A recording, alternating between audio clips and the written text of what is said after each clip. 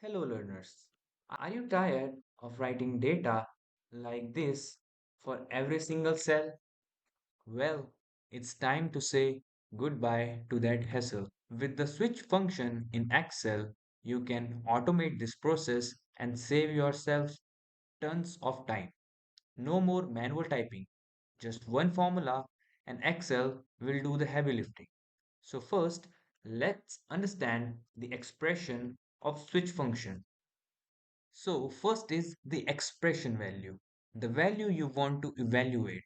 Then, value 1 is the value, and result is what you want to change the value into. So, this is the formula. First, we give the expression, then we give the value, and then the value which we want to replace it with. Now, we just need to drag it down to get it for the whole data.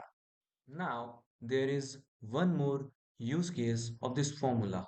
For example, you want to fill the department of the employees based on their roles. To do that, we will use the switch function. Now here, in this formula, first we selected our expression, then the value, and then what we want. So now we just need to drag it down, and there you go. So I hope today you learned something new. Thank you.